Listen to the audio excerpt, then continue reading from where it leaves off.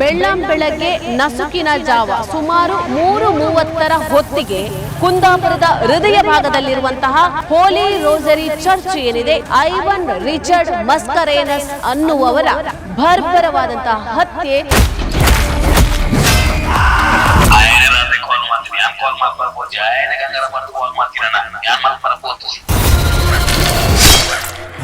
ನನ್ನ ಮಗ ಓದ್ನಲ್ಲ, ನನಗಿನ್ನು ಸಿಗ್ತದ?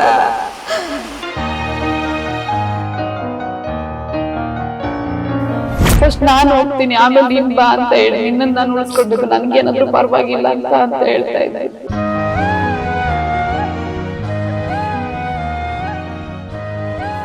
ನೀನು ನಿನ್ನ ಅಪ್ಪನಿಗೆ ಹುಟ್ಟಿದ್ರೆ ನಾನು ಕಳಿಸಿದಂತಹ ಲೊಕೇಶನ್ಗೆ ನೀನು ಬರಬೇಕು.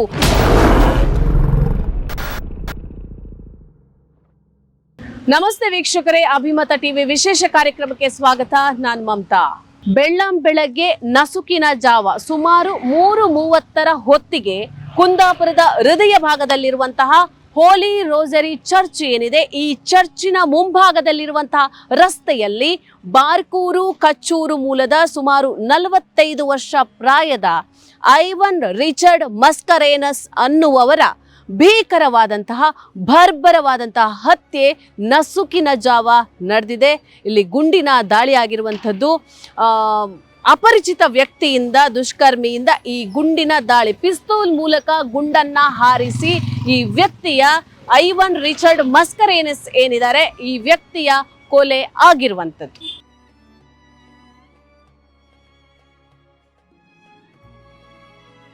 ವೀಕ್ಷಕರೇ, ನಾವೀಗ ಬಂದಿರುವಂಥದ್ದು ಐವನ್ ರಿಚರ್ಡ್ ಮಸ್ಕರೇನಸ್ ಏನಿದ್ದಾರೆ ಅವರ ತಾಯಿ ಮನೆಗೆ. ಅಂದ್ರೆ ಅವರ ತಾಯಿಗೆ ಒಬ್ಬರೇ ಮಗ ಐವನ್ ಅವರು. ಗಂಡು ಹೆಣ್ಣು ಮಕ್ಕಳು ಬೇರೆ ಯಾರು ಕೂಡ ಇಲ್ಲ. ಒಬ್ಬ ಮಗನನ್ನ ಅವರ ತಾಯಿ ತುಂಬಾ ಪ್ರೀತಿಯಿಂದ ಕಷ್ಟಪಟ್ಟು ಬೆಳೆಸಿದ್ದಾರೆ. ಅದರಲ್ಲೂ ಮುಖ್ಯವಾಗಿ ತಾಯಿಗಿಂತ ಹೆಚ್ಚಾಗಿ ಚಿಕ್ಕಮ್ಮನವರು ಇದ್ದಾರೆ. ಚಿಕ್ಕಮ್ಮನ ಜೊತೆ ಬೆಳೆದಂತಹ ಹುಡುಗ ಈ ಐವನ್ ಅನ್ನುವಂಥವ್ರು. ಐವನ್ ಇಲ್ಲಿ ಎಲ್ಲಾ ಕಡೆ ಪ್ರಚಲಿತ ಮುನ್ನ ಅಂತ ಹೇಳಿ. ಸೊ ಹಾಗಾಗಿ ಅವರ ಅಮ್ಮ ಇಲ್ಲಿದ್ದಾರೆ, ಹಾಗೆ ಆ ಚಿಕ್ಕಮ್ಮನವರು ಕೂಡ ಇದ್ದಾರೆ. ಸೊ ಅವರನ್ನು ಮಾತಾಡಿಸ್ಬೇಕು ಅಂತ ನಾವಿಲ್ಲಿಗೆ ಬಂದಿದ್ದೇವೆ. ಇವರ ಮನೆ ಇರುವಂತದ್ದು ಹೆಬ್ರಿಯಲ್ಲಿ. ಹೆಬ್ರಿ ಪೇಟೆಯಲ್ಲಿ ಮುದ್ರಾಡಿ ರೋಡ್ ಏನ್ ಬರುತ್ತೆ, ಅಲ್ಲಿ ನಾವು ಬರ್ತಾ ಇರೋವಾಗ ಅಮೃತ ಭಾರತಿ ಅನ್ನುವಂತ ಒಂದು ಶಾಲೆ ಸಿಗತ್ತೆ. ಆ ಶಾಲೆಯ ಮುಂಭಾಗದ ರಸ್ತೆಯಲ್ಲಿ ಬರುವಾಗ ಇವರ ಈ ಮನೆ ನಮ್ಗೆ ಸಿಗತ್ತೆ. ಈ ಮನೆಯಲ್ಲಿ ಅವರ ತಾಯಿ ಹಾಗೆ ಚಿಕ್ಕಮ್ಮನವರು ಇವಾಗ ಇದ್ದಾರೆ. ಅವರನ್ನ ನಾವು ಮಾತಾಡಿಸ್ಕೊಂಡು ಬರೋಣ. ಮುನ್ನ ಅಂದ್ರೆ ಅವರ ಮಗ ಹೇಗಿದ್ದ, ಮಗ ಕೊನೆ ಬಾರಿ ಅವರನ್ನ ಯಾವಾಗ ಮಾತಾಡಿಸ್ಕೊಂಡು ಹೋಗಿದ್ದಾನೆ, ಹಾಗೆ ಮಗ ಚಿಕ್ಕದಿಂದ ಬೆಳೆದ ರೀತಿ ಇರ್ಬೋದು, ಆಮೇಲೆ ಅವರು ಈ ಸಮಾಜದ ಜನರೊಟ್ಟಿಗೆ ಯಾವ ರೀತಿಯಲ್ಲಿ ಬೆರೀತಾ ಇದ್ರು, ಹೇಗಿದ್ರು ಅನ್ನೋದನ್ನ ನಾವು ಇವ್ರ ಜೊತೆ ಕೇಳ್ಕೊಂಡು ಬರೋಣ. ವೀಕ್ಷಕರೇ, ಶುಕ್ರವಾರ ಬೆಳಿಗ್ಗೆ ನಸುಕಿನ ಜಾವ ಸುಮಾರು 3:30 ಹೊತ್ತಿಗೆ ಐವನ್ ಅವರು ಗುಂಡೇಟಿನಿಂದ ಬಲಿಯಾಗಿದ್ದಾರೆ, ಬರ್ಬರವಾಗಿ ಹತ್ಯೆಗೊಂಡಿದ್ದಾರೆ. ಅವರ ಊರಿಗೆ ನಾವು ಬಂದಿದ್ದೀವಿ, ಹೆಬ್ರಿಗೆ. ಅಂದರೆ ಅವರು ಹುಟ್ಟಿದಂತಹ ಮನೆ. ಒಬ್ಬರು ಮಗ. ಅವರನ್ನ ಇಲ್ಲಿ ಎಲ್ಲರೂ ಪ್ರೀತಿಯಿಂದ ಐವನನ್ನ ಮುನ್ನ ಅಂತ ಕರಿತಾ ಇದ್ರು. ತಾಯಿಯ ಕಷ್ಟ ಅಥವಾ 9 ತಿಂಗಳು ಹೆತ್ತು ಹೊತ್ತು ಸಾಕಿ ಸಲಹಿದಂತಹ ತಾಯಿಯ ನೋವನ್ನ ಅದು ನಮ್ಮಿಂದ ಯಾರಿಗೂ ಕೂಡ ಅದನ್ನ ಭರಿಸಲಿಕ್ಕೆ ಸಾಧ್ಯ ಇಲ್ಲ. ಪ್ರತಿಯೊಂದು ಮಕ್ಕಳನ್ನ ಕೂಡ ತನ್ನ ತಾಯಿ ಆತ ಒಬ್ಬ ಒಳ್ಳೆ ಈ ಸಮಾಜದ ಒಂದು ಪ್ರಜೆಯಾಗಬೇಕು, ಒಳ್ಳೆ ರೀತಿಯಲ್ಲಿ ಜೀವನ ಮಾಡಬೇಕು ಅಂತ ಹೇಳಿ ಆ ತಾಯಿ ಅವರನ್ನ ಬೆಳೆಸ್ತಾರೆ. ತಾಯಿ ತಂದೆ ಸೇರಿ ಬೆಳೆಸ್ತಾರೆ. ಅಂತಹ ಮಗ ಇವತ್ತು ತನ್ನ ಕಣ್ಣೆದುರೇ ಈ ರೀತಿಯಾಗಿ ಹತ್ಯೆಗೊಳಗಾದದನ್ನ ನೋಡ್ಲಿಕ್ಕೆ ಯಾವ ತಾಯಿಯಿಂದನೂ ಖಂಡಿತ ಸಾಧ್ಯ ಇಲ್ಲ. ಅದರಲ್ಲೂ ಈ ಐವನ್ ಅನ್ನೋರು ಒಬ್ಬರು ಮಗ.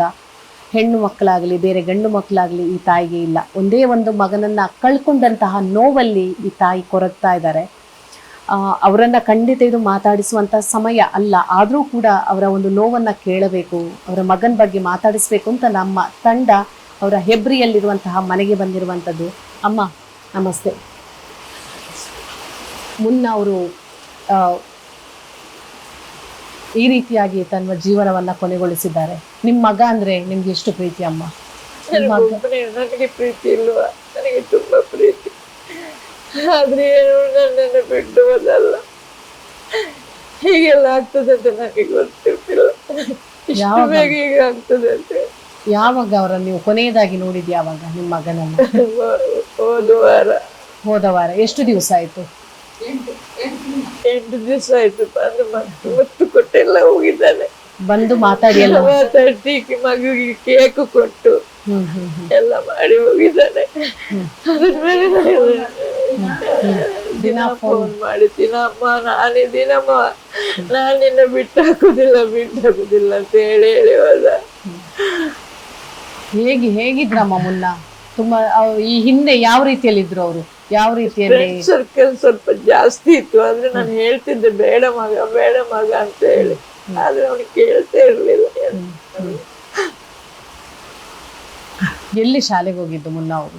ಮತ್ತೆ ನಮ್ಮ ಅಲ್ಲಿ ಘಟ್ಟದಲ್ಲಿ ನಾನು ಇರ್ಲಿಲ್ಲ, ನಾನು ಹೊರಗೆ ದೇಶದಲ್ಲಿದ್ದೆ. ಇವರೆಲ್ಲ ಸಾಕಿದ್ದವ ನಾನು. ನೀವು ಹೊರ ದೇಶದಲ್ಲಿ ದುಡಿತಾ ಇದ್ರಿ? ಅವನೇ ಇದ್ದ ನನ್ನ ಜೊತೆಲಿ. ಮತ್ತೆ ಎಲ್ಲ ಬಂದು ಇಲ್ಲಿ ಸೆಟ್ಲ್ ಆಗಿದ್ದೇವೆ ನಾವು. ಸೆಟ್ಲ್ ಆದ್ಮೇಲೆ ಫ್ರೆಂಡ್ಸ್ ಸರ್ಕಲ್ ಅಲ್ಲಿ ತುಂಬಾ ಹಾಳಾಗಿವೆ ನಾವು. ನಿಮ್ಮ ಮಗನಿಗೆ ಮದುವೆಯಾಗಿ ಎಷ್ಟು ಸಮಯ ಆಯ್ತು? ಮದುವೆ ಆಗಿ ಈಗ 18 ವರ್ಷ. ಅವ್ರಿಗೂ 20 ವರ್ಷ ಆಯ್ತು. ಮಕ್ಕಳು ಒಂದು ಮಗು. ಮಗು ಏನ್ ಮಾಡ್ತಾ ಇದ್ದಾಳೆ ಅಮ್ಮ? ಕಾಲೇಜ್ ಹೋಗ್ತಾ ಇದ್ದಾಳೆ. ಯಾಕಾಯ್ತಮ್ಮ ಈ ರೀತಿ? ನಿಮ್ ಮಗ ಈ ರೀತಿಯಲ್ಲಿ ಯಾಕಾಯ್ತು? ಅವನು ಯಾರು ಫೈರಿಂಗ್ ಮಾಡಿದಾನೆ, ಅವನ ಪರಿಚಯ ನಿಮ್ಗೆ ಇದೆಯಾ? ಡೆರಿಕ್ ಅವನ ಪರಿಚಯ ಇದೆಯಾ? ಏನು ಇಲ್ಲ, ನಿಮ್ಗೆ ಯಾರು ಅಂತಾನೆ ಗೊತ್ತಿಲ್ಲ.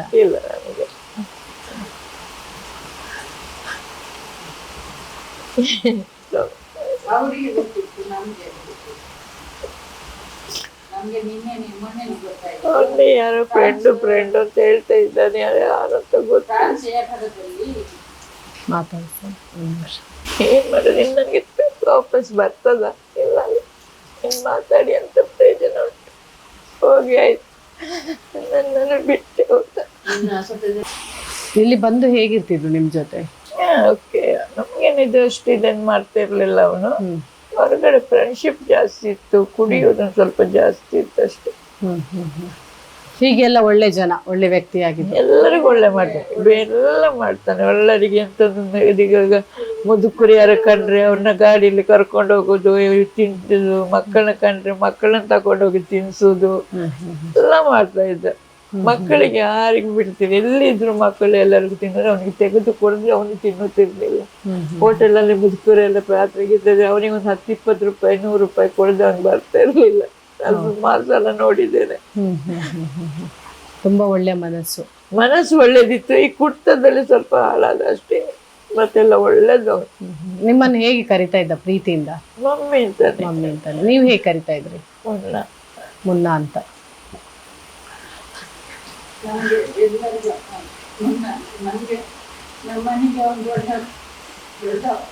ನಮ್ಮ ಅಮ್ಮನೇ ಮುನ್ನ ಅಂತೇಳಿ ಮುನ್ನನೇ ಆಗಿಬಿಟ್ಟಿದ್ದ. ಅವನ ತಂದೆ ಯಾವಾಗ ತೀರು ಹೋಗಿದೆ? ಎಷ್ಟು ಸಮಯ ಆಯ್ತು? ಈಗ 5 ವರ್ಷ ಆಯ್ತು. 5 ವರ್ಷದಿಂದ ತೀರು ಹೋಗಿದೆ. ಅನಾರೋಗ್ಯ ಬಂದಿತ್ತು ಅವರಿಗೆ? ಸ್ವಲ್ಪ ಲೆನ್ಸಿನ ಪ್ರಾಬ್ಲಮ್ ಇತ್ತು. ಆ ಕೊರೋನಾ ಟೈಮಲ್ಲಿ ತೀರೋದು. ಅವ್ರಿಗೆ ಇಲ್ಲಿ ಹೆಬ್ರಿಯನ್ನ ಬಿಟ್ಟು ಮುನ್ನ ಅವರು ಬಾರ್ಕೂರಲ್ಲಿ ಹಾಕಿದ್ದಾರೆ. ಈಗ ನಿಮ್ ತಾಯಿ ಜೊತೆ ಅವನು ಲ್ಯಾಂಡ್ ಪೇಪರ್ ಎಲ್ಲ ಬಿಸ್ನೆಸ್ ಮಾಡ್ತಾ ಇದ್ದ. ಇಲ್ಲಿಂದ ಹೋಗ್ಲಿಕ್ಕೆ ದೂರ ಆಗ್ತದೆ ಅಂತ ಹೇಳ್ಕೊಂಡು ಅಲ್ಲಿ ರೂಮ್ ಮಾಡ್ಕೊಂಡಿದ್ದ. ದಿನಾಲು ಫೋನ್ ಮಾಡ್ತಾ ಇದ್ರು. ದಿನ ಫೋನ್ ಬರ್ತಿದ್ದ. ಮತ್ತೆ ವಾರಕ್ಕೊಮ್ಮೆ ಬರೋದು, ಇಲ್ಲಿ ಕೂತ್ಕೊಂಡು ಊಟ ಗೀಟ ಮಾಡ್ಕೊಂಡು ಮಗುಗೆ ಅಂತ ಕೊಟ್ಟು ಅಂತ ಹೋಗ್ತಾ ಇದ್ದ. ಅದೇನೋ ನಮ್ಗೆ ಪೊಲೀಸ್ ತನಿಖೆಯಲ್ಲಿ ಗೊತ್ತಾಗಿದ್ದು ಅಂತ ಹೇಳಿದ್ರೆ, ಏನು ಸಿಗಡಿ ಮೀನು ಕೇಳಿದ್ದಕ್ಕೆ ಕೊಡ್ಲಿಲ್ಲ ಅಂತ ಹೇಳಿ ಇಲ್ಲಿಗೂ ತರ್ತೇನೆ. ಆಕ್ಚುಲಿ ಅವ್ರನ್ನ ಫ್ರೆಂಡ್ಸ್ ಸಿಗಡಿ ಮೀನು ಇದ್ ಮಾಡ್ತಾ ಇದ್ರಂತೆ. ಅದಕ್ಕೆ ಈ ನಮ್ಮ ಮೊಮ್ಮಗಳಿಗೆ ಸಿಗಡಿ ಅಂದ್ರೆ ಭಾರಿ. ಅವರ ಅಂದ್ರೆ ಮುನ್ನನ ಐವನ್ ಅವರ ಮಗಳಿಗೆ ಅದಕ್ಕೆ ಅವನು ಕೊಡ್ತೇನೆ ನಾನು ಹೀಗೆ ನಾರ್ಮಲ್ ಅಲ್ಲಿ ಮಾತಾಡ್ತಾ ಇದ್ದಂತೆ. ಮತ್ತೆ ರಾತ್ರಿಯಲ್ಲಿ ಎಂತದೋ ಜಗಳ ಮತ್ತೆ ಅವ್ರು ಸ್ವಲ್ಪ ಹಣ ಕೊಡ್ಬೇಕಂತ ಅವನಿಗೆ. 1.5 ಲಕ್ಷ 2 ಲಕ್ಷ. ಯಾರು? ಐವನ್ ಅವರ?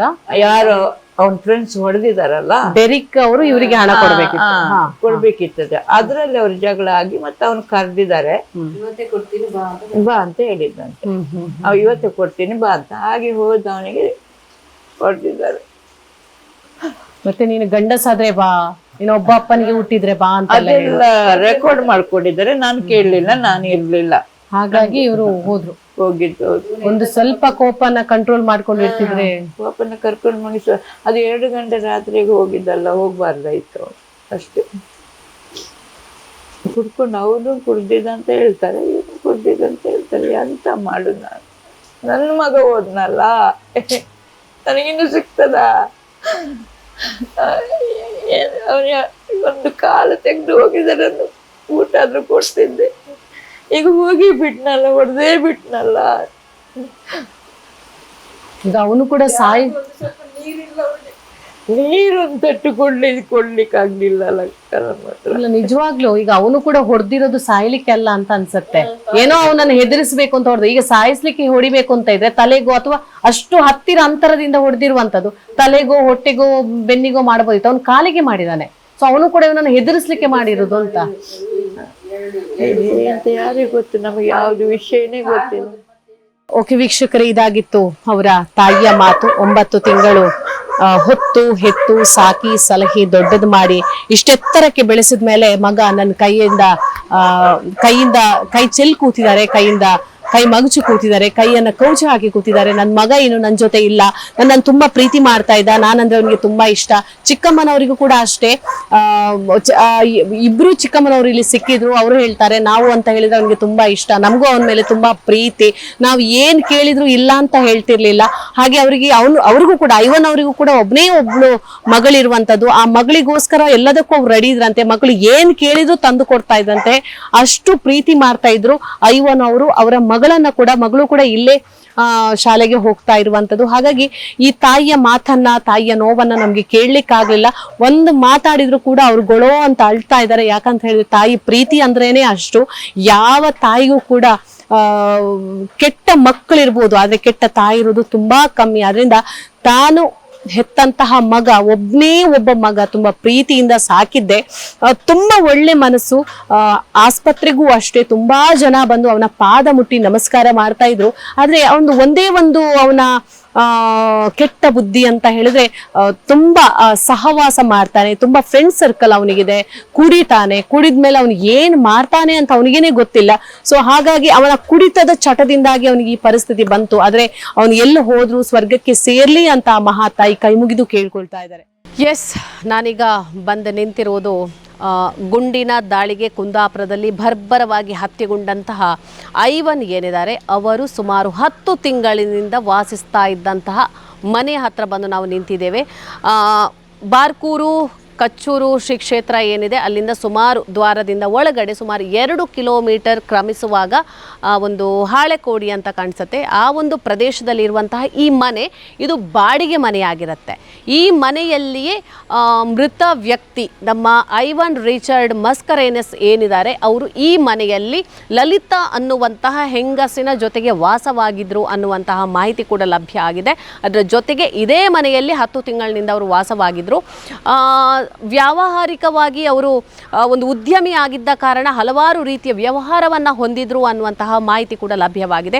ಪೊಲೀಸ್ ತನಿಖೆಯಿಂದ ನಮಗೆ ದೊರೆತಿರುವಂತಹ ಮಾಹಿತಿ ಇದಾಗಿದೆ. ಅದರ ಜೊತೆಗೆ ಪ್ರತಿ ಸರ್ತಿ ಕೂಡ ಡೆರಿಕ್ ಅನ್ನುವಂತಹ ವ್ಯಕ್ತಿ, ಅಂದರೆ ಯಾರು ಶೂಟೌಟ್ ಮಾಡಿದ್ದಾರೆ, ಈ ಮಸ್ಕರೇನಸ್ ಅವರನ್ನು ಯಾರು ಶೂಟೌಟ್ ಮಾಡಿದ್ದಾರೆ ಅವನ ಹೆಸರು ಡೆರಿಕ್ ಅನ್ನುವಂಥದ್ದು ನಮ್ಗೆ ಗೊತ್ತಾಗಿದೆ, ತಿಳಿದು ಬಂದಿದೆ. ಆ ವ್ಯಕ್ತಿ ಜೊತೆ ಇವರು ವ್ಯಾವಹಾರಿಕವಾಗಿ ಸಂಬಂಧವನ್ನು ಇಟ್ಕೊಂಡಿರುವಂಥದ್ದು.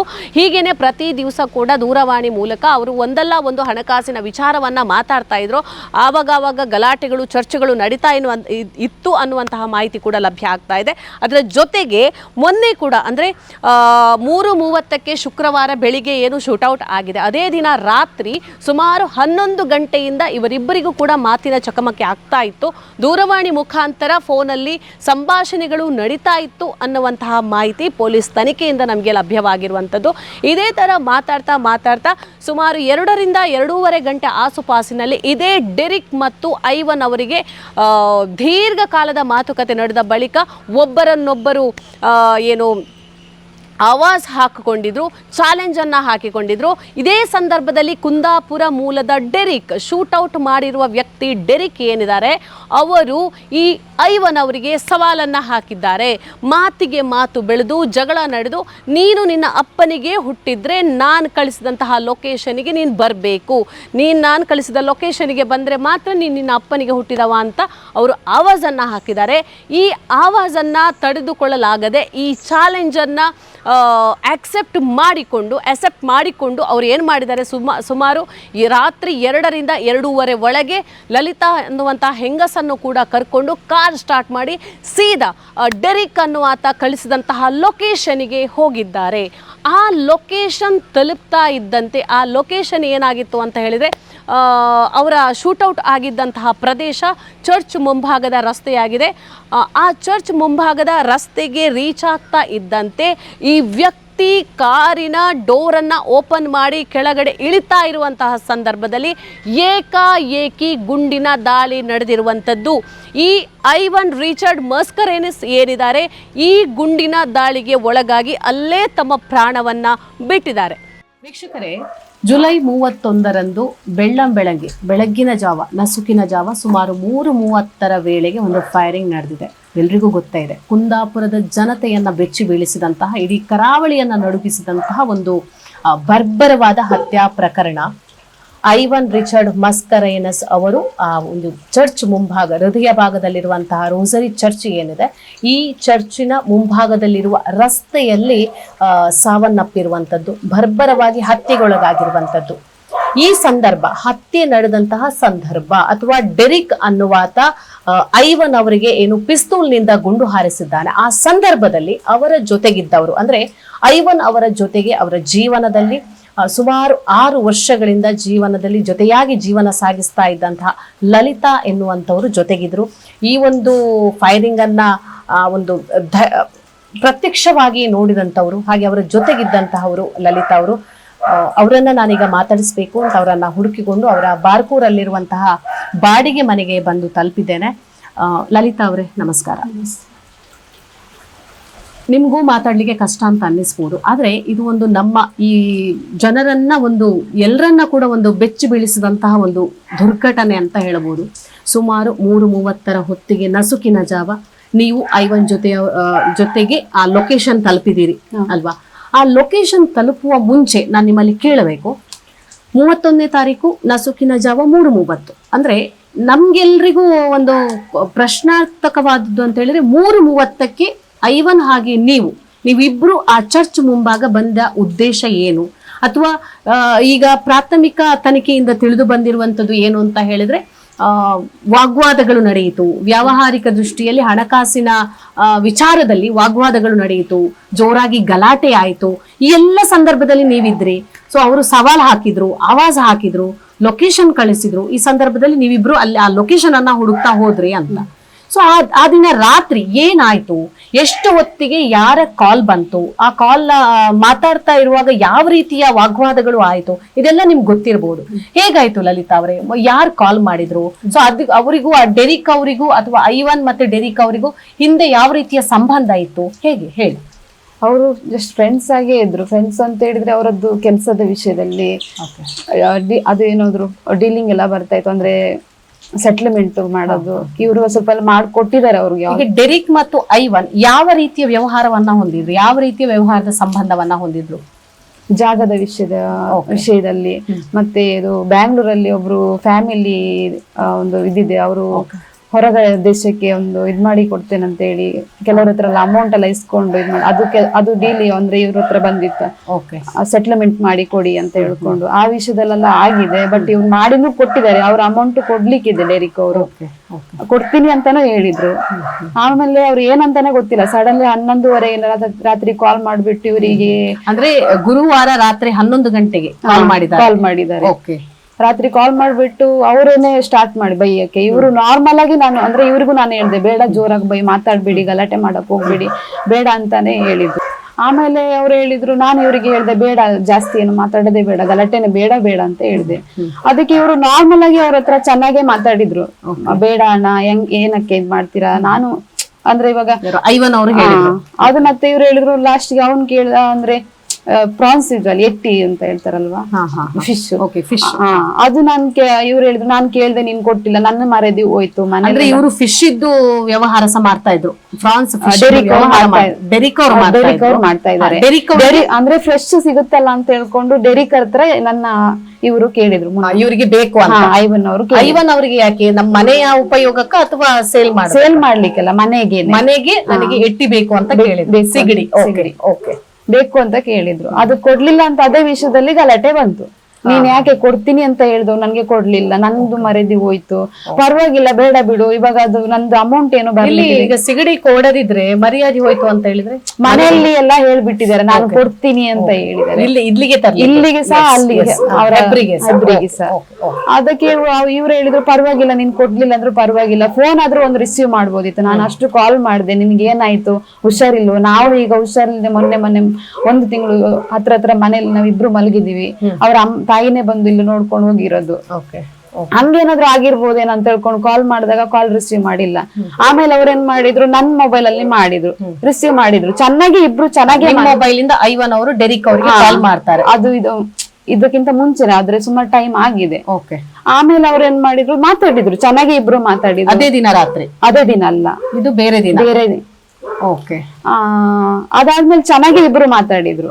ನಂಗೆ ನಿಮ್ ಮೆಸೇಜ್ ಹೇಗಿದ್ದಾರೆ ಅಂತ ಕೇಳಿದ್ರು, ಎಲ್ಲಾನೇ ಅವ್ರು ಚೆನ್ನಾಗೆ ಮಾತಾಡ್ಕೊಂಡು ಫೋನ್ ಕಟ್ ಮಾಡಿದ್ರು. ನಾನೇ ಮಾಡ್ತೀನಿ ಅಂತ ಡೆರಿಕ್ ಅವ್ರು ಹೇಳಿದ್ರು. ಆಮೇಲೆ ಚೆನ್ನಾಗಿ ಮಾತಾಡ್ಕೊಂಡು ಫೋನ್ ಕಟ್ ಮಾಡಿಟ್ಟು ಮತ್ತೆ ಇವ್ರು ಫೋನ್ ಮಾಡಿಲ್ಲ, ಅವರು ಫೋನ್ ಮಾಡಿಲ್ಲ, ಬೇಡ ಅಂತ ಹೇಳ್ಬಿಟ್ಟು ಅಲ್ಲಿಗೆ ವಿಷಯ ಬಿಟ್ಬಿಟ್ಟಿದ್ರು. ಮತ್ತೆ ಫೋನ್ ಬಂದಿದ್ದು ಗುರುವಾರ ನೈಟ್ 11:30ಗೆ, ಅವರ ಹತ್ಯೆಯಾದ ಮುಂಚಿನ ದಿವಸ. ಆ ದಿವಸ ಏನೆಲ್ಲ ಮಾತುಕತೆ ಆಗಿದೆ ಅದೇ ವಿಷಯದಲ್ಲಿ ಬಂತು, ಇವಾಗ ಸಿಗಡಿ ವಿಷಯದಲ್ಲಿ. ಅವಾಗ ಅವ್ರು ಹೇಳಿದ್ರು ಪರವಾಗಿಲ್ಲ ನೀನ್ ಕೊಡ್ಲಿಲ್ಲ ಅಂದ್ರೂ ನಂಗೆ ಬೇಜಾರಿಲ್ಲ, ಅದು ಬೇಡ ಬಿಟ್ಟಾಕು ಹಂಗೆ ಹಿಂಗೆ ಅಂತ ಹೇಳಿ ಅದೇ ವಿಷಯದಲ್ಲಿ ಬಂತು. ಅದಕ್ಕೆ ಡೆರಿಕ್ ಅವರು ಕೆಟ್ಟದಾಗೆ ಅಂದ್ರೆ ತುಂಬಾ ಕೆಟ್ಟದಾಗೆಲ್ಲ ಬೈಯಕ್ಕೆ ಶುರು ಮಾಡಿದ್ರು, ಬೈದ್ರು. ಆಮೇಲೆ ಇವರ ತಾಯಿಗೆ ಸಹ ಬೈಲಿಕ್ಕೆ ಶುರು ಮಾಡಿದ್ರು. ಆಮೇಲೆ ಇವ್ರು ಹೇಳಿದ್ರು ನೀನ್ ಏನಕ್ಕೆ ಹಂಗೆಲ್ಲ ಬೈತೀಯ ಅಂತ. ನಾನು ಇವ್ರಿಗೆ ಹೇಳಿದೆ ಬೇಡ ಸಮಾಧಾನವಾಗಿ ಮಾತಾಡಿ, ಆತರ ಎಲ್ಲ ಜಗಳ ಎಲ್ಲ ಮಾಡಕ್ ಹೋಗ್ಬೇಡಿ ಅಂತ, ನನ್ಗೆ ನಿಮ್ಮನ್ ಬಿಟ್ರೆ ಯಾರು ಇಲ್ಲ ಅಂತ ಅಂದ್ಬಿಟ್ಟು. ಅದಾದ್ಮೇಲೆ ಮತ್ತೆ ಅವನು ಕಾಲ್ ಮಾಡಕ್ ಶುರು ಮಾಡ್ದ. ಆಮೇಲೆ ಇವ್ರಿಗೂ BP ರೈಸ್ ಆಯ್ತು, ಇವ್ರು ಮತ್ತೆ ಕೇಳೋದಿಲ್ಲ ಯಾರ ಮಾತುನು. ಆಮೇಲೆ ಫೋನ್ ಮಾಡ್ಕೊಂಡು ಮತ್ತೆ ಕಾಲ್ ಮಾಡ್ದ. ಮತ್ತೆ ಇವ್ರು ಕಾಲ್ ಮಾಡಕ್ ಶುರು ಮಾಡಿದ್ರು. ಅವ್ನು ಹೇಳ್ದ ನಿನ್ಗೆ ದಮ್ ಇದ್ರೆ ಬಾ, ನೀನು ಒಬ್ಬಪ್ಪನ ಹುಟ್ಟಿದ್ರೆ ಮಗ ಆದ್ರೆ ಬಾ, ನೀನು ಡೆರಿಕ್ ಅವ್ರು ಹೇಳಿದ್ರು ಅಪ್ಪನಿಗೆ ಹುಟ್ಟಿದ್ರೆ ಬಾ ಅಂತ. ನಿನ್ಗೆ ದಮ್ ಇಲ್ವಾ, ನೀನು ರೌಡಿಸಮ್ ಮಾಡಿದ್ಯಾ, ನೀನ್ ಹಂಗ್ ಮಾಡಿದ್ಯಾ, ನಿನ್ಗೆ ರೌಡಿಸಮ್ ಅಂದ್ರೆ ಎಂತ ಗೊತ್ತುಂಟಾ ಅಂತ ಕೇಳಿದ್ರು. ಅದಾದ್ಮೇಲೆ ಇವ್ರು ಹೇಳಿದ್ರು ಹೋಗೋಣ ಬಾ ಅಂತ ಹೇಳಿದ್ರು. ಈಗ ಹೋಗುದು ಅವ್ನು ಕರೆಯುದು ಏನಕ್ಕೆ ಅಂತ ಇಲ್ಲ, ಮಾಡಿಸ್ತೀನಿ ನಿನ್ಗೆ, ಮಾಡ್ತೀನಿ, ನಿನ್ನ ನೋಡ್ಕೊಳ್ತೀನಿ, ನಿನ್ಗೆ ಏನ್ ಮಾಡ್ಬೇಕು ಅಂತ ನನಗೆ ಗೊತ್ತುಂಟು ಅಂತ. ಅದಕ್ಕೆ ಇವ್ರು ಮತ್ತೆ ಹೇಳಿದ್ರು ಹೋಗೋಣ ಬಾ, ಹೊರಡು ಅಂತ ಹೇಳಿದ್ರು. ಹೊರಡು ಅಂತ ಹೇಳಿದಾಗ ನಾನು ಬೇಡ ಅಂತಾನೆ ಹೇಳಿದೆ. ಬೇಡ ಯಾಕೆ, ಸುಮ್ನೆ ಮನೇಲಿ ಕುತ್ಕೊಳ್ಳಿ, ಏನಕ್ಕೆ ಪ್ರಾಬ್ಲಮ್. ಇದು ಈ ವಿಚಾರ ಆಗುವಾಗ ಅಂದ್ರೆ ಅವನು ನೀನ್ ಬಾ, ನಿನ್ನ ಒಬ್ಬ ಅಪ್ಪನಿಗೆ ಹುಟ್ಟಿದ್ರೆ ನಾನು ನೋಡ್ಕೊಳ್ತೀನಿ, ಹೊರಟು ಬಾ ಅಂತ ಹೇಳ್ತಾನಲ್ವಾ, ಅವಾಗ ಸಾಧಾರಣ ಎಷ್ಟು ಗಂಟೆ ಆಗ್ಬೋದು ಅಂದಾಜು? 1 ಗಂಟೆ ಆಗಿರೋ, 1 ಗಂಟೆ ರಾತ್ರಿ. ಸೊ 11 ಗಂಟೆಯಿಂದ ನಿರಂತರವಾಗಿ ಫೋನ್ ನಲ್ಲಿ ಮಾತಾಡ್ತಾನೆ ಗಲಾಟೆ ಆಗ್ತಾನೆ ಇದೆ. ಓಕೆ. ಆಮೇಲೆ ಇವ್ರು ಹೇಳಿದ್ರು ಹೋಗೋಣ ಹೊರಡೋಣ ಅಂತ ಹೇಳ್ಕೊಂಡು ಇವ್ರು ಮತ್ತೆ ನೀವು ಜೊತೆಯಲ್ಲಿ? ನಾನು ಅವರನ್ನ ಬಿಟ್ಟು ನಾನು ಯಾವತ್ತೂ ಹೋಗೋದೇ ಇಲ್ಲ ಎಲ್ಲಿಗೂ ಸಹ. ಅವ್ರಿಗೆ ಅಂತದೇನ ಕೆಲಸ ಇದ್ರೆ ಹೋಗ್ಬಿಟ್ಟು ಅವರೇ ಬರ್ತಾರೆ, ಇಲ್ಲಾಂದ್ರೆ ನೀವು ಎಲ್ಲಿ ಹೋದ್ರು ಜೊತೆಗೆ ಹೋಗ್ತೀನಿ. ಸ್ಟೇಷನ್ ಆಗ್ಬೋದು ಅಥವಾ ಯಾರಾದ್ರೂ ಪೊಲೀಸರು ಕರೆದ್ರೆ, ಅಂದ್ರೆ ಇವಾಗ ಇದು ಸ್ಟೇಷನ್ ಇವಾಗ ಎಲ್ಲ ನಡೀತಾನೆ ಇದೆ, ಪೊಲೀಸರು ಕರಿತಾ ಇದಾರೆ ಎನ್ಕ್ವೈರಿಗೆ ಅದು ಇದು ಅಂತ ಹೇಳ್ಕೊಂಡು. ಏನೇ ಇದ್ರು ಮತ್ತೆ ಇವ್ರದ್ದು ಕೇಸ್ ಯಾವ್ದಿದ್ರು, ಯಾವ್ದೇ ಒಂದು ಪ್ರಾಬ್ಲಮ್ ಇದ್ರು ಜೊತೆಗೆ ಹೋಗ್ತೀನಿ. ಹೊರಗಡೆ ಹೋಗ್ಬೇಕಾದ್ರು ನಾನೇ ಹೋಗ್ತೀನಿ, ಅವ್ರು ಬಿಟ್ಟು ನಾನು ಹೋಗೋದಿಲ್ಲ. ಏನು ಬೇಡ ಇವ್ರು ಗಲಾಟೆ ಮಾಡೋದ್ ಬೇಡ, ನನ್ ಜೊತೆ ನಾನಿದ್ರೆ ಏನೋ ಒಂಥರ ಅವ್ರಿಗೂ ಧೈರ್ಯ, ನನ್ಗೂ ಒಂಥರ ಅವ್ರು ನನ್ ಜೊತೆ ಇದ್ದಾರಲ್ಲ, ಮನೆ ಕರ್ಕೊಂಡ್ ಬೇಗ ಬಂದ್ಬಿಡ್ತೀನಿ ನಾನು, ಎಷ್ಟೇ ಇದಾದ್ರುನು ಹೆಂಗೆ ಇದಾದ್ರುನು. ಅಂದ್ರೆ ತುಂಬಾ ರ್ಯಾಶ್ ಅವರು, ಯಾರಿಗೂ ಏನು ಕೇಳಲ್ಲ. ಅದೇ ನಾವು ಒಂದ್ ಸ್ವಲ್ಪ ನಮ್ಗೆ ಮಾಹಿತಿ ಸಿಕ್ಕಿರುವ ಪ್ರಕಾರ ಅವರು ರೌಡಿ ಶೀಟರ್ ಆಗಿದ್ರು, ಹೆಸರು ಇತ್ತು. ಮಾಡ್ಲಿಕ್ಕೋಸ್ಕರ ಅವರನ್ನ ಆ ರೀತಿಯ ದಾರಿ ಹಿಡಿಬಾರ್ದು ಅಂತ ಹೇಳಿ ಬಟ್ ಅವರು ಹೇಳಿದ್ದಾರೆ ನಂಗೆ ಇನ್ ಯಾವ್ದು ರೋಡಿಸಮ್ ಬೇಡ, ನಂಗೆ ನಿನ್ ಲೈಫ್ ನಿನ್ನ ಮುಂದೆ ಏನಾದ್ರು ಒಂದು ಜಾಗದಲ್ಲಿ ನಿಲ್ಸ್ಬೇಕು, ನೀನೇನಾದ್ರೂ ಒಂದು ಮಾಡ್ಬೇಕು, ನಿನ್ಗೆ ಅಂದ್ರೆ ನನ್ಗೆ ಅಂದ್ರೆ ಯಾರು ಇಲ್ಲ ಅನ್ನೋ ಕಾರಣಕ್ಕೆ ನನ್ ಜೊತೆನೆ ಇದ್ರು.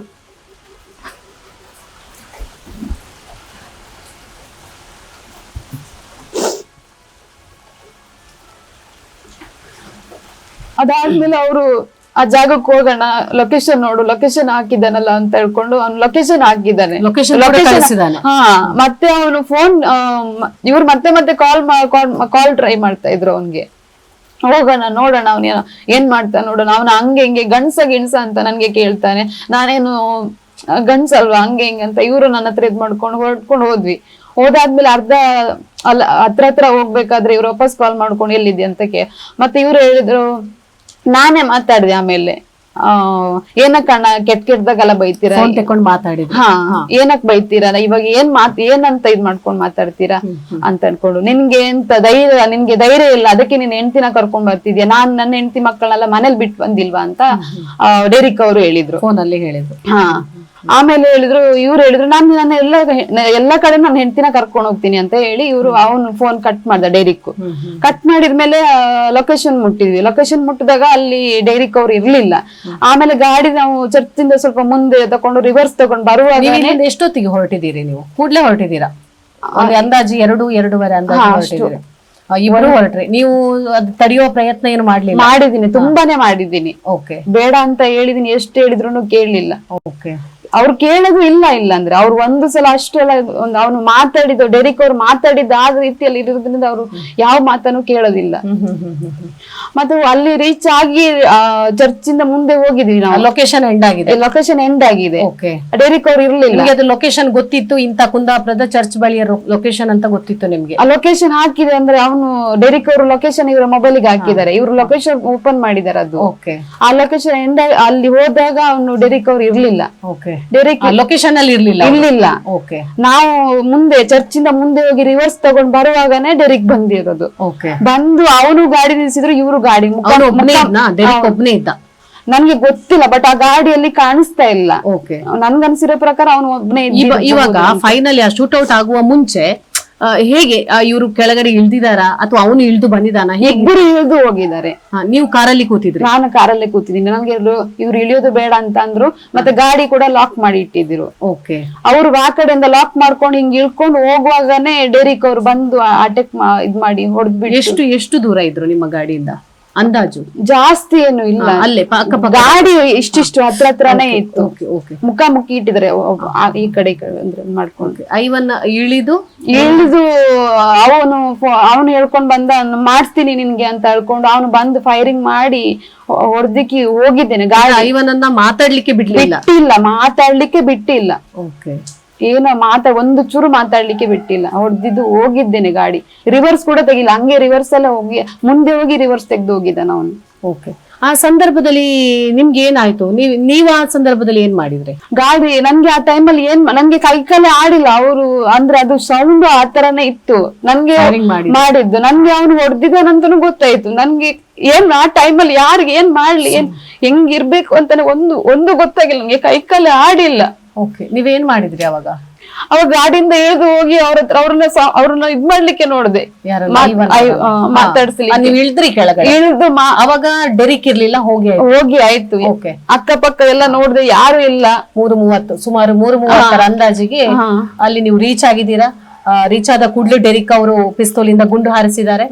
ಸೊ ಆ ನಂತರ ನೀವು ಇಳ್ದಿದ್ದೀರಾ ಕೆಳಗೆ. ಇಳ್ದು ಏನ್ ಮಾಡಿದ್ರಿ ನೀವು? ಇಳ್ದು ಇವರನ್ನ ಹೋಗಿ ನೋಡಿ ಮಾತಾಡಿಸಿ, ಆಮೇಲೆ ಅಂದ್ರೆ ಫುಲ್ ಬ್ಲಡ್ ಎಲ್ಲ ಹೋಗಿ ಆಗಿದೆ, ಬರ್ಲಿಕ್ಕೆ ಸ್ಟಾರ್ಟ್ ಆಗಿದೆ. ಆಮೇಲೆ ನೋಡ್ತಾ ಇದ್ರ, ಮಾತಾಡ್ತಾ ಇದ್ರ? ಜಸ್ಟ್ ಸ್ವಲ್ಪ ನೋಡ್ತಾ ಇದ್ರು, ಮಾತಾಡಿದ್ದಾರೆ, ನನ್ಗೂ ಕರ್ದಿದ್ದಾರೆ. ನನ್ನನ್ನು ಕರ್ದಿದ್ದಾರೆ 2 ಸಲ. ಲಾಸ್ಟಿಗೆ ಏನ್ ಹೇಳಿದ್ರು? ಕೊನೆಗೆ ಅವ್ರು ಏನ್ ಹೇಳಿದ್ರು ಐವನ್ ಅವರು? ಏನು ಅಂತ ಹೇಳಿ, ನನ್ಗೆ ಅವರು ಅಂದ್ರೆ ಮನೆಯಲ್ಲಿ ನನ್ಗೆ ಕರೆಯೋ ಹೆಸರೇ ಅವರು ಚಿನ್ನ ಅಂತಾನೆ ಕರೆಯೋದು. ಅದೇ ಹೆಸರು ಹೇಳಿ ಲಾಸ್ಟಿಗೆ ನನ್ ಕೈಯಲ್ಲಿ ಅವ್ರು ಹೇಳಿದಾಗೇನೆ ಮಾಡ್ಬಿಟ್ಟೋದ್ರು. ನಿನ್ ಮಾಡ್ಲೆಲ್ಲ ಸಾಯ್ಬೇಕು ಅಂತ ಅಂದ್ಬಿಟ್ಟು. ಎಷ್ಟೋ ಸಲ ಹೇಳ್ಬಿಟ್ಟಿದ್ರು, ನಿನ್ ಬಡ್ಲೆಲ್ಲ ಸಾಯ್ಬೇಕು, ಎಲ್ಲೂ ಹೋಗಿ ನಾನು ಸಾಯಬಾರ್ದು ಅಂತ. ನಮ್ ಜೊತೆ ಇದ್ದಾರೆ ಸತ್ಯರಾಜ್ ಬಿಡ್ತಿ ಅವರು. ಐವನ್ ಜೊತೆಗೆ ಆತ್ಮೀಯ ಸಂಬಂಧವನ್ನ ಹೊಂದ್ಕೊಂಡಿದ್ರು.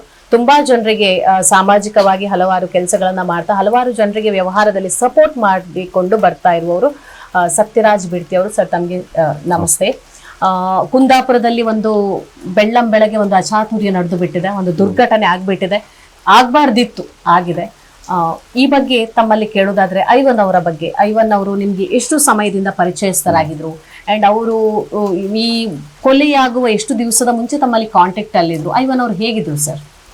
ಈಗ ಐವನ್ ಅವ್ರ ಬಗ್ಗೆ ಹೇಳಬೇಕಾದ್ರೆ ನನಗೊಂದು 15 ವರ್ಷದಿಂದ ಪಿಟಿ ನಾಗೇಶ್ ಮರ್ಡರ್ ಕೇಸ್ ಆದ ನಂತರ ಓಕೆ ಅವತ್ತಿನಿಂದ ನಮ್ಮ ಕಾಂಟ್ಯಾಕ್ಟ್ ಅಲ್ಲಿ ಇದ್ರು. ಓಕೆ ಯಾಕಂತ ಹೇಳಿದ್ರೆ ಅವರೆಲ್ಲ ಹೇಗೆ ಕಾಂಟ್ಯಾಕ್ಟ್ ಅಂತ ಹೇಳಿದ್ರೆ ಯಾರಿಗೂ ಕೂಡ ಕೆಲಸ ಇಲ್ಲದ ಸಂದರ್ಭದಲ್ಲಿ ನಮ್ಮನ್ನು ಭೇಟಿ ಆಗ್ತಾರೆ. ಓಕೆ ಯಾಕಂದ್ರೆ ನಾವು ಹೊಯ್ಗೆ ಕೆಲಸದಲ್ಲಿ ಇರ್ತೇವೆ, ಯಾಕಂದ್ರೆ ಎಲ್ಲ ತುಂಬಾ ಲೈಸೆನ್ಸ್ಗಳು ನಮ್ಮ ಕಾಂಟ್ಯಾಕ್ಟ್ ಅಲ್ಲಿ ಇರ್ತವೆ. ಓಕೆ ಹಾಗಿರುವಾಗ ಯಾವ್ದಾದ್ರು ಒಂದು ಲೈಸೆನ್ಸ್ ಇದ್ರೆ ಮಾಡಿ ಕೊಡಿ ಅಣ್ಣ ಅಂತ ಹೇಳಿ ನಮ್ಮ ಹತ್ರ ಬರ್ತಾರೆ. ಓಕೆ ಅಂತ ಸಂದರ್ಭದಲ್ಲಿ ನಾನು ಈ ಐವನ್ ಒಬ್ಬರಿಗೆಲ್ಲ ಬಹಳಷ್ಟು ಕೂಡ ಈ ಕ್ರೈಮ್ ಮಾಡಿದವರಿಗೆ ಹೆಲ್ಪ್ ಮಾಡಿದ್ದೇವೆ. ಅದೇ ರೀತಿ ಇವರು ಬಂದು ಕೇಳಿದ್ರು. ಆ ಸಂದರ್ಭದಲ್ಲಿ ಕೇಸು ಕೂಡ ನಡೀತಿತ್ತು. ಇವರು ನಮ್ಮ ಜೊತೆ ಹೊಯ್ಗೆ ವ್ಯಾಪಾರದಲ್ಲಿ ಮಾಡ್ತಾ ಇದ್ರು. ಇದೆಲ್ಲ ಆದ್ಮೇಲೆ ಅವರಿಗೆ ಪದೇ ಪದೇ ಈ ನಮ್ಮ SP ಅವರು ಕರೆದೆಲ್ಲ ನಿಮ್ಮ ರೌಡಿ ಶೀಟರ್ ಅಂದಾಗ ಹೋದಾಗ ಅಲ್ಲಿ ಕೂಡ ಕೆಲವೊಂದು ಹೆಲ್ಪ್ ನಾನಂತ ಕೇಳಿದ್ದು, ನಾನು ಅದನ್ನು ಕೂಡ ಮಾಡ್ತಾ ಇದ್ದೆ. ಹಾಗೆ ಇಲ್ಲಿ ಒಳ್ಳೆ ರೀತಿಯಲ್ಲಿ ಇಲ್ಲಿ ಮನೆ ಆಯ್ತು. ಆಮೇಲೆ ಇನ್ನೊಂದು ಮನೆ ಮಾಡಿ ಕೊಟ್ಟಿದ್ದು ಉಪ್ಪಿನಕೋಟೆಯಲ್ಲಿ. ಆ ಮನೆಯಲ್ಲಿ ಕೂಡ ಚೆನ್ನಾಗಿದ್ರು. ಅದಾದ ಮೇಲೆ ಇನ್ನೊಂದು ಮನೆ ಮಾಡಿದ ಅಲ್ಲಿ ಹೇರೂರ್ ಹತ್ರ, ಅಲ್ಲಿ ಕೂಡ ಚೆನ್ನಾಗಿತ್ತು ಐವನ್ ಅವರಿಗೆ. ಆಮೇಲೆ ಈ ಮನೆ ಮಾಡ್ಬೇಕಾದ್ರೆ ನಾನು ನೋಡ್ಲಿಲ್ಲ, ಅವರೇ ನೋಡ್ಕೊಂಡು ಬಂದು ಮನೆ ಮಾಡಿದ್ರು. ಇಲ್ಲಿ ಕೂಡ 1 ವರ್ಷ ಆಗ್ತೇ ಬಂತು ಈ ಮನೆ ಈಗ. ಅದು ಈಗ ಈ ಮನೆಯಲ್ಲಿ ಕೂಡ ಇವರು ಸ್ವಲ್ಪ ಕಿರಿಕಿರಿ ಮಾಡಿ ಬಿಡ್ಬೇಕು ಅಂತ ಹೇಳ್ತಾರೆ. ಆಗ ನಾನು ಇವರ ಓನರ್ ಹತ್ರ ಮಾತಾಡಿ ಆಯ್ತು ಈ ತಿಂಗಳ 19 ತಾರೀಕು ಇಲ್ಲಿ ಅವರು ಖಾಲಿ ಮಾಡ್ತಾರೆ ಅಂತ ಹೇಳ್ತಾ ಇರ್ಬೇಕಾದ್ರೆ ಇದೇ ಸಂದರ್ಭದಲ್ಲಿ ಡೆರಿಕ್ ಅವರು ಕೂಡ ನಮ್ಗೆ ಬಹಳ ಆತ್ಮೀಯ. ಯಾಕಂತ ಹೇಳಿದ್ರೆ ಅವಾಗ ಚಟ್ಲಿಯ ವಿಷಯ ಬಂತು. ಚಟ್ಲಿ ಅಂದ್ರೆ ಅವ್ರ ಮಗಳಿಗೆ ಬಹಳ ಇಷ್ಟ. ಅವ್ರ ಮಗಳು ಈಗ ಇದ್ದಾರೆ ಅಲ್ಲಿ, ಅವಳಿಗೆ ಚಟ್ಲಿ ಅಂದ್ರೆ ಇಷ್ಟ. ಹಾಗಾಗಿ ಅವಳ ಹತ್ರ ಒಂದು ಚಟ್ಲಿ ನನಗೊಂದು 5 kg ಬೇಕಂತ ಕೇಳಿದ್ರು. ಆ ಸಂದರ್ಭದಲ್ಲಿ ಕೇಳಿದಾಗ ಇವ್ರು ಫೋನ್ ಎತ್ತಲಿಲ್ಲ. ಅಂತ ಸಂದರ್ಭದಲ್ಲಿ ಏನಿಗೆ ಮಾಡಿದ್ರು, ಇವರು ನನ್ನ ಹತ್ರ ಬಂದು ಹೇಳಿದ್ರು, ನಾನು ಇಂಥವ್ರಿಗೆ ಇಂತೆಲ್ಲ ಕೆಲಸ ಮಾಡಿದ್ದೇನೆ ಒಂದು 10-15 ದಿನ ಮುಂದೆ. ಆಗ ನಾನು ಹೇಳಿದೆ ಹೀಗೆ ಎಂತ ವಿಷಯ ಕೇಳಿದಾಗ, ಹೀಗೆ ಅಲ್ಲಿ ಪಾಸ್ಪೋರ್ಟ್ ಮಾಡಿದಾಗ ಪಾಸ್ಪೋರ್ಟ್ ಮಾಡ್ತೇನೆ ಅಂತ ಮಾಡಿ ಕೊಡ್ತೇನೆ ಅಂತ ಹೇಳಿ ಅಲ್ಲಿ ನಿಮ್ಮ ಬೆಂಗಳೂರಿನಲ್ಲಿ ಈ ರೀತಿ ಮೋಸ ಆಗಿದೆ ಅಂತ ಹೇಳಿ ಡೆರಿಕ್ ಅವರು ಇವರಿಗೆ ಒಂದು ಕೆಲಸ ವಹಿಸಿ ಕೊಟ್ಟರು. ನಮ್ಮ ಡೆರಿಕ್ ಕೋಸ್ಟಾ ಅನ್ನೋರು. ಅವ್ರ ಜೊತೆ ಇನ್ನೊಬ್ರು ಉಲ್ಲಾಸ್ ಅಂತ ಹೇಳಿದ್ದಾರೆ. ಅವರಿಬ್ಬರು ಏನು ವ್ಯವಹಾರದಲ್ಲಿ ಅವರ ಹೆಂಡತಿಯ ಹೆಸರಲ್ಲಿ ಎಷ್ಟೋ ಸಾಲ 27 ಲಕ್ಷ ಅಂತ ಹೇಳಿದಾಗ ಉಂಟು. ಹಾಗೆ ಆ ಹಣಕ್ಕೆ ಒಂದು ವಸೂಲಿ ಮಾಡಿ ನೀನು ತಗೊಂಡ್ ಬಾ ಅಂದಾಗ ಇವರೇ ಇಬ್ಬರು 1 ತಿಂಗಳು ಬೆಂಗಳೂರಿನಲ್ಲಿ ಕೂತು, ಯಾರು ಇವತ್ತೀಗ ಏನು ಲಲಿತಾ ಇದ್ದಾಳೆ ಅವಳು ಮತ್ತೆ ಐವನ್ ರಿಚರ್ಡ್ ಅವರು ಇಬ್ಬರು ಹೋಗಿ ಬೆಂಗಳೂರಿನಲ್ಲಿ ಕೂತು ಅವರ ಏನು ಹಣ ಇದೆ ಅದನ್ನೆಲ್ಲವನ್ನು ಸಂಪೂರ್ಣವಾಗಿ ಅವರಿಂದ ತಕೊಂಡು ಬಂದು ಇವರಿಗೆ ಕೊಟ್ಟು ಡೆರಿಕ್ ಅವರಿಗೆ ಕೊಟ್ಟು ಇನ್ನು ಸ್ವಲ್ಪ ಹಣದ ಬಗ್ಗೆ ಚೆಕ್ ಅಂತ ಚೆಕ್ ಕೊಟ್ಟಿದ್ದಾರೆ ಅಂತೇಳಿ ಡೆರಿಕ್ ಅವರು ಇವರಿಗೆ ಹೇಳ್ತಾ ಇದ್ರು. ಆ ಸಂದರ್ಭದಲ್ಲಿ ಡೆರಿಕ್ ಅವರು ಹೇಳಿದ ಚೆಕ್ ವಿಷಯದಲ್ಲಿ ಸ್ವಲ್ಪ ಹಣ ಬರ್ಲಿಲ್ಲ ಅಂತ ಇವ್ರ ಹತ್ರ ಹೇಳ್ತಾ ಇದ್ರು.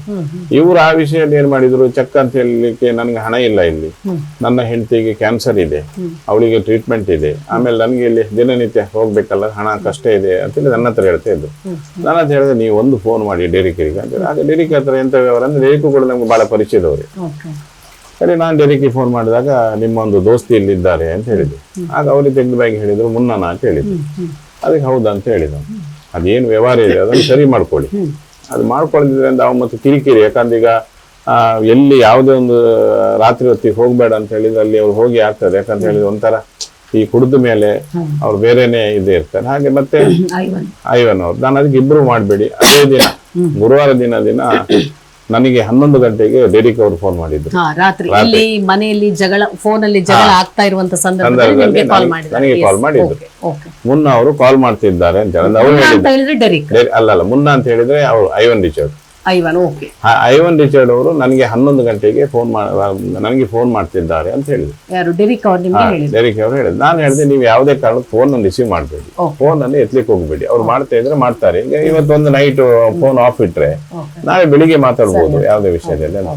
ಕಡೆಗೆ ಅದಾದ್ಮೇಲೆ ಮುನ್ನನಿಗೆ ಹೇಳಿದೆ ಫೋನ್ ಮಾಡಿ, ನೀನು ಯಾವುದೇ ಕಾರಣಕ್ಕೆ ಫೋನ್ ಮಾಡಕ್ ಹೋಗ್ಬೇಡ, ಎತ್ತಕ್ ಹೋಗ್ಬೇಡ. ಇದೆಲ್ಲ ಆದ್ಮೇಲೆ ಮತ್ತೆ ಅವ್ರದ್ದು ಏನು ಫೋನ್ ಸಂಭಾಷಣೆ ಆಗಿದೆ ಎಲ್ಲ ವಿಡಿಯೋ ರೆಕಾರ್ಡ್ ನನ್ಗೆ ಕಳಿಸಿದ್ದಾರೆ. ಸಾಧಾರಣ ಒಂದು 2 ಗಂಟೆ ಹೊತ್ತಿಗೆ ಮುನ್ನ ಅವರು ನನಗೆ ಕಳಿಸಿದ್ದಾರೆ 1:53ಕ್ಕೆ. ಎಲ್ಲ ಮಾತಾಡಿದಂತ ರೆಕಾರ್ಡ್ಗಳು ಇದರಲ್ಲಿದೆ. ಲಾಸ್ಟ್ ಒಂದು ಸೀನ್ ಏನಂತ ಹೇಳಿದ್ರೆ ಅವ್ರು ನನಗೊಂದು ಹೇಳಿದ್ರೆ, ನಾನು ಏನು ಮಾಡ್ಲಿಲ್ಲ ಅಣ್ಣ, ನನ್ನನ್ನು ಇವರು ಪದೇ ಕರೀತಾ ಇದ್ದಾರೆ ಬಾಬಾ ಅಂತ ಹೇಳಿ. ಹೌದು, ಐವನ್ ಕರೀತಾ ಇದ್ದಾರೆ ಅಂತ ಹೇಳಿ ಅವ್ರು ಮುನ್ನ ಅವರು ನನಗೆ ಲಾಸ್ಟ್ ಇದಿಷ್ಟು ವಾಯ್ಸ್ ರೆಕಾರ್ಡ್. ಡೆರಿಕ್ ಅವರು ನಿಮ್ಗೆ ಹೇಳಿರುವುದು ಐವನ್ ಕರೀತಾ ಇದ್ದಾರೆ ಅಂತ, ಅಥವಾ ಅಲ್ಲ ಇವರು ಮುನ್ನ ಅವರನ್ನು ಡೆರಿಕ್ ಅವರು ಕರೀತಾ ಇದ್ದಾರೆ ಅಂತ ಹೇಳಿ ಅದಕ್ಕೆ ವಾಯ್ಸ್ ಮೆಸೇಜ್ ಹಾಕಿದ್ದಾರೆ.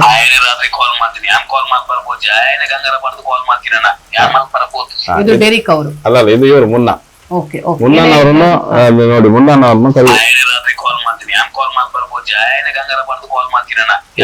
ಎಷ್ಟು ಗಂಟೆಗೆ? 2 ಗಂಟೆ ರಾತ್ರಿಗೆ ನನಗೆ ಮೆಸೇಜ್ ಮಾಡಿದ್ರು.